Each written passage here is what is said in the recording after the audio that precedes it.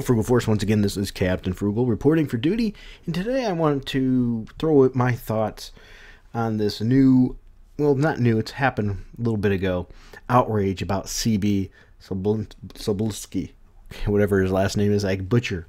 And part of the reason is I read this article, and it does share a lot of similarities with my thoughts, but not 100%.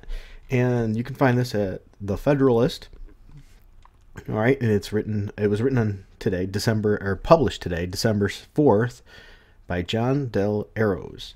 And it says, "The manufactured outrage at Marvel's new editor-in-chief is just a power play." And I tend to think that too. I'll talk about that in a little bit.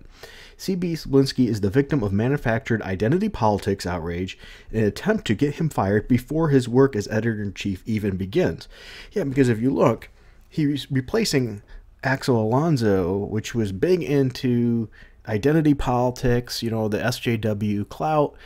And there's word is that, with this new guy in, granted he has a leftist view, that he's not going to share that same thing, which, a lot of that probably comes from his work that he's done in the past, and how, based on being in different cultures and things, and understanding that, partially that doesn't go well in other countries and things like it does here. So it says Marvel Comics recently announced that they're replacing their editor-in-chief, and we all know that, with longtime employee CB Cebulski. The company has been through turmoil in the last several years as comic sales have steadily declined. Even though Marvel won't admit that, you don't make a change unless a change is necessary for the better. If things were going so great, Alonso would still be there. Let's be honest. So sales declined with a large portion of their audience balking at the large percentage of books promoting extreme left politics, and that is so true. Marvel's recent Legacy event was supposed to change that, but the company maintained the same creative teams who had created their politically correct problems, and the stories didn't improve. Well, and also, it didn't change that. It was supposed to make that change, bring it more back to the core, supposedly, and get off of politics. At least that's what was rumored and heard, and it didn't happen. Once again, the Marvel double down. And having the same teams on the things, we just didn't see it. I'm not going to blame the teams entirely. I think a lot of this comes to good editing. A good editor will say, this crap can't go, and knock those writers in line, but we weren't getting that. The recent Captain America reboot opened with a story filled with identity politics and people rising to support Cap because he punches Nazis, which has been a theme this year in left-wing circles just to justify violence against those on the right. And if you are not very familiar with that, go ahead and check. I did a review on that Captain America issue, and you can see it, and I show panels and things, and that's exactly true. Though it wasn't the worst comic, it definitely didn't help it. The failure of Legacy may have been the last straw for former editor-in-chief's tenure, as the announcement came very shortly after the new wave of books launched, which did not do well. Well, Cebulski was named. It had a lot of comic readers scoring the internet to find out who he was, and if he looked like he'd be able to write the Marvel Comics sinking ship. And it also asked a lot of questions from people then. Would they be okay if the political ideology was different? And I think they're finding out most people say no. They don't want far left. They don't want far right. If you're going to be political, they want thought. Show both sides. Let the reader think for themselves. That is good writing. Most comic professionals praised the move. Longtime Marvel writer Brian Michael Bendis said, "Creators, you're about to be treated and fed so well." Hey, remember, Brian Michael Bendis left, which make you wonder, why did he leave? And there is rumor partially about that he left because Marvel get-togethers and things were starting to become more about how to take down YouTubers and things for their criticism and things, even, though they're most cases, not all, have good basis to that criticism based on writing and things like that. Poorly written, bad dialogue, poor characterization, using tokenization, which is a slap in the face to marginalized people in general. And that backlash, Marvel's doing that instead of focusing on what the actually books were going to be. So this is a great day for comics, all in together. And boy, that is true. We need some of that. Okay, we definitely need some of that. I'm going to skip some here. It didn't take long for the gossip entertainment news to attack Cebulski, however. This week, he was a victim of manufactured identity politics outrage, an attempt by the media to get him fired before his work as editor-in-chief even begins. Bleeding Cool, which is now pretty much a shill for Marvel and identity politics, IO9 and Huffington Post outlets notorious for hyper-partisan clickbait, attacked him over the fact that 13 years ago he used a pseudonym to write a few books for Marvel. So notice that. He used a pen name to write books for Marvel, and now that's an outcry. Have you heard of Stan Lee? Or many other writers and artists in comic history? There was no negative outcry for that. So it's selective outrage because you lost your precious Alexis Alonso, which let you get away with any identity politics and garbage you wanted, no matter how bad it impacted sales, as well as probably get along with any way you want to treat the customer base on Twitter and things. Probably not a good move, right? So now I think they're fearful, so this crap is not going to work in their favor, especially if you were on Bleeding Cool and stuff, kissing all this butt to try to get into the company of Marvel. All right, so then it goes on to who he is. He's a longtime manga, anime, and comics editor. He started his work not in American comics, but with Central Park Media as an editor for teams translating Japanese comics into English when the anime craze was exploding. Now that's a good thing because anime is still showing growth and selling well. Maybe he can get some of those sales to Marvel Comics, because despite what a lot of people attack people like myself, diversity in comics, Douglas Ernst, I love comics and things, we don't want Marvel to shut down. We want Marvel to continue to get better and be as good as at least once was. We enjoy those stories. We had a great time with those, and we want that to come back. Sorry if I still sound groggy. I'm still trying to get over a really bad cold I had recently. His work drew the attention of Marvel, which hired him to create manga versions of some of their best-known superheroes in an attempt to expand their comics line to an international audience, which can't hurt. Let's expand that audience, especially if the money isn't here, right, in the United States. The stories created in the Marvel Magnaverse were highly regarded and well-loved to this day. So yeah, well, heaven forbid we get somebody who can make a good product, right? So he did that. It says, with his success, Cebulski became a salaried staff member of Marvel's editorial. At the time, according to Bleeding Cool, Marvel Comics didn't allow staffers to write or draw on their books. Presumably, a separation of powers to try to ensure that they be objective in the content that they produced as editors. And that may be the case. Yet Marvel and Cebulski really wanted some of his written work on comics. To get around this, they created a pseudonym. So that is part of the possible issue there. While perhaps it was against Marvel's written policy at the time, various people at Marvel seemed to be aware of this pseudonym and published the books without any controversy. So in other words, Marvel knew about it. They didn't have any issues with it. But now that Axel's gone, now it's an issue. Why? Because their jobs are no longer that safe. Because before they knew they could get away with any crap they wanted, and there was no repercussions. Now there might be. Maybe. Another interesting factoid, too, is, just after this guy got in, Dan Slott has been very silent on Twitter. Now, granted, who knows, he could be on vacation or anything, but him being silent for this period of days is not very heard of. Not with Dan Slott. Maybe he got a Twitter timeout. Who knows?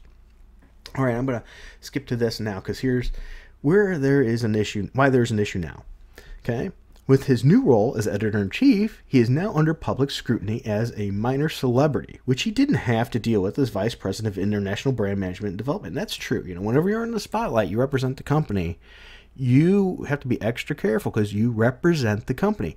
Let that sink in.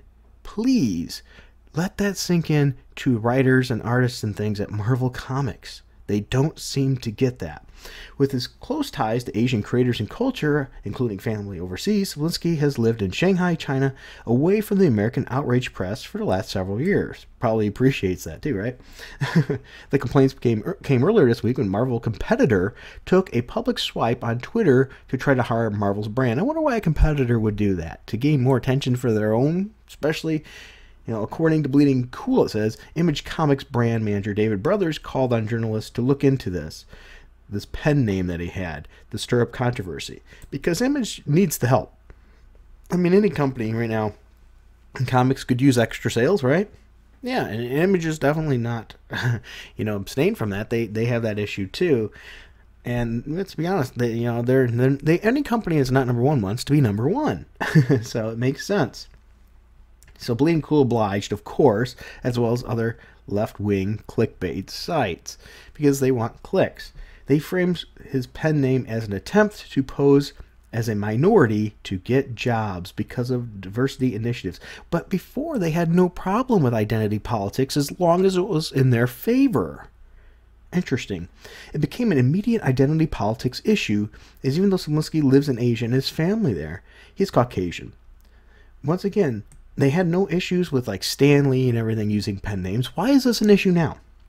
The social justice lynch mob took to Twitter and immediately branded him a racist because of his love of Japanese culture. Huh. Isn't that amazing? We live in a world where you could tell, something like that and get a hate mob against you because you embrace a culture. Just on Twitter the other day, I told a writer that you should not.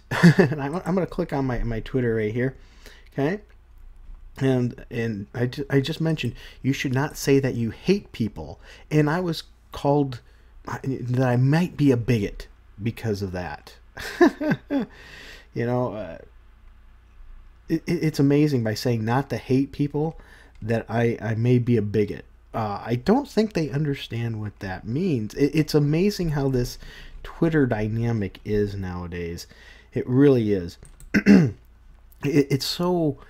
People are trying to attack everybody constantly rather than having a civil discussion, and we can have a civil discussion. And that's the problem here, is that some of these people don't want to. They don't want to have this civil discussion. They'd rather get a gotcha moment, prove a point, and it's just wrong.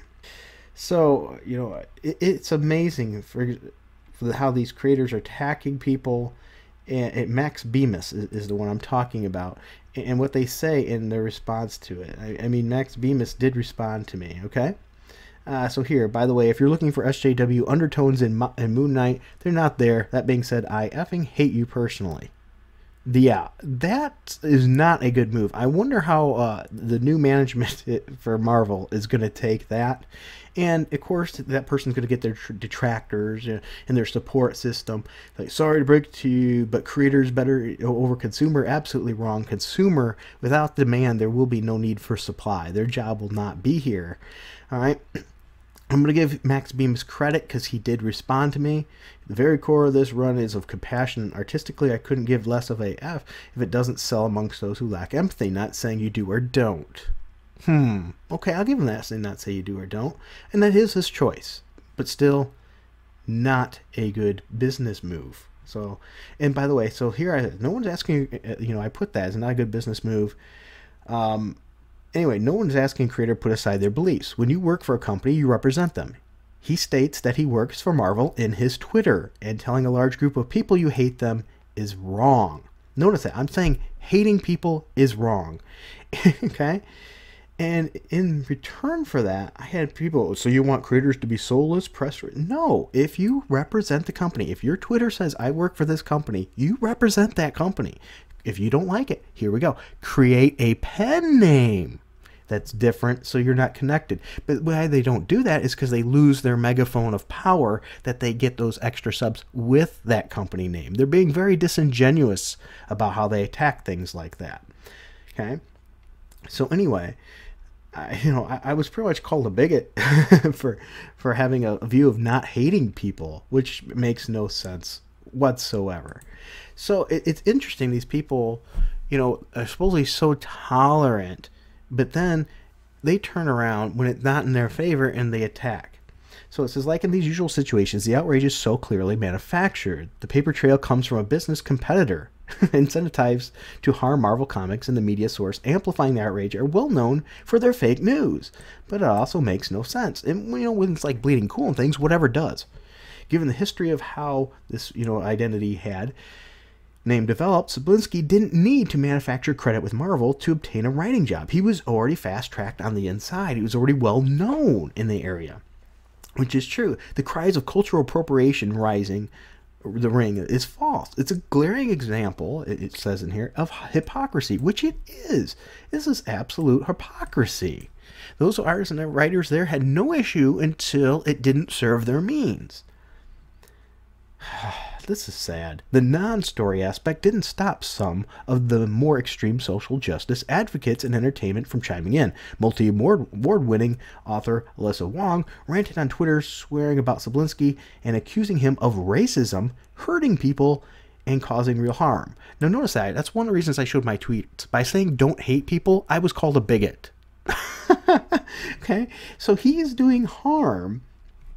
What? You know, how is he doing any harm with that? That makes no sense at all. So by the way, when I'm saying call a bigot, just wanted to make sure you see it here. It says, okay, I put, no one's asking the creator about their beliefs. When you work for a company, you represent them. He states he works for Marvel on his Twitter, and telling a large group of people you hate them is wrong. Remember that. I said that. Well, here's the response I had from another person. Also, you're kind of revealing you may have bigotry in your heart by having such a severe problem with this. And I'm not going to read the rest of that, but it's toxic.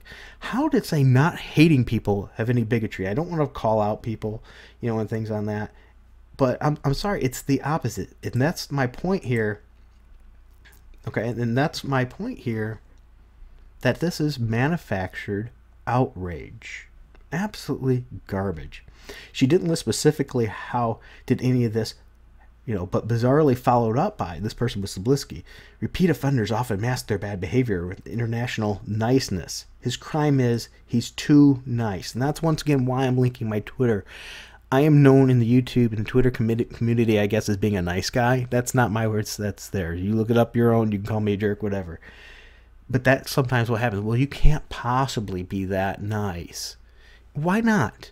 Is there not nice people? Ethan Van Sciver, incredibly nice, great artist, talks to his fans, gets called all kinds of bad stuff because he's too nice? Yeah, we're covering bad behavior because we're too nice. No, you didn't have proof. This person didn't, Alyssa Wong, and they love to use that. They will make all these false claims, but they don't prove it. And then they'll go like, well, I showed something, you ignored it. You never showed anything. Nothing. No proof. It's hard to make sense of what harm had apparently perpetrated. Her rant concluded with a call to purchase work by real Asian American authors, making her selective outrage appear to be more than self-promotional tools. And that's true. How is that not racist? Only buy from these people. You can't buy from these. What? That's wrong. Los Angeles Times writer Jen Yamato went on to accuse Cebulski of cultural appropriation. A story that never should have been in the spotlight has gone viral. What on earth has he done for cultural appropriation there? How is he guilty? So what does it really mean? No one in the media has mentioned the most interesting part of this phony controversy. If the accusations are that Cebulski created a pen name with a minority flair to get ahead, it was wider implications for social justice crowds' false narratives. This shatters their long-running narrative, and this is key right here, of minority discrimination in the arts in two ways. Remember that. They were all, you know, about discrimination. Well, then why did he use that name, which to supposedly get him in, even though they knew it? It exposes hypocrisy based on identity. The same people condemning him, Cebulski, hailed various female writers for their bravery in breaking through in the entertainment industry by taking pen names to appear as men. Strike one, SJWs. Probably 100, actually. One of the most famous examples is Dorothy Fontana. Dorothy Fontana, who took the name DC Fontana so she wouldn't be singled out as a woman and could therefore write for Star Trek. Now, my case on that, I don't care, male, female, whatever. You write good, awesome. She wasn't called standards or accused of appropriating male culture, but hailed as a hero because of her identity politics. You notice that. Under one view, they're going to use that as a benefit, but when it doesn't help their cause, they twist it as a negative. It exposes discrimination against, are you ready? White males. But oh wait, we can't have that, right? Because we're at the top. No, there's no white male discrimination here. If the media is right, Cebulski had to use a minority moniker to get a job. It means white men aren't considered for the work. Or at the very least, minorities are preferred. Now you tell me, how is that not discrimination? You could discriminate against anybody. That's what people have to understand. It doesn't mean that you're a minority. You can discriminate against anyone. That's the sad truth. Therefore, pro-white racism in entertainment doesn't and didn't exist as far back as 15 years ago. We've had a whole generation with no white biased race preferences, and the media is hyping racial divisions for far more nefarious purposes than they want. And that's absolutely true. They've been using it for marketing, and that's shameful. Very, very bad. The media and entertainment establishment bashing Cebulski will never understand the underlying hypocrisy of their thoughtless outrage, and there is no logic or actual goal to this story other than the attempt to destroy Cebulski for being a white man.